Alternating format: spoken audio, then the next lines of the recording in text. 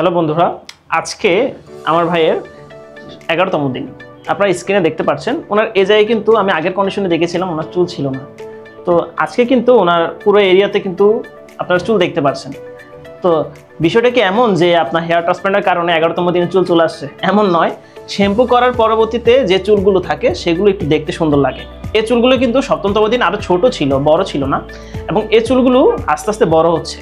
এবং মজার বিষয় যে প্রথম চুলগুলো কিন্তু বড় হওয়ার পরে একটা অ্যাট এ টাইম কিছুটা বড় হওয়ার পরে যখন শ্যাম্পু করবেন এগুলো ভেঙে ভেঙে পড়ে যাবে, এবং শ্যাম্পু করার কিছুদিন পর মানে ধরেন 15 থেকে 20 দিন বা 1 মাসের মাথায় দেখবেন এই চুলগুলো অনেকটা খানি পড়ে গেছে, ঝরে গেছে।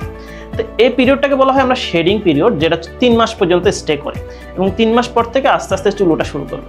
তো শাওন ভাইয়ের সার্জারি হলো, কিন্তু সার্জারিতে উনি খুবই হ্যাপি চুল নিয়ে, কিন্তু কিছুদিন পরে যখন চুল পড়া শুরু করবে উনি একটু ডিসঅ্যাপয়েন্ট হবে, একটু নার্ভাস থাকবে, যেহেতু উনি আমাদেরই স্টাফ। তো আমাদের একটা তত্ত্বাবধান থাকবে। অনেকে দেখা যায় সার্জারি করার পরে কিন্তু এই জিনিসগুলো নিয়ে খুবই সিরিয়াস থাকে।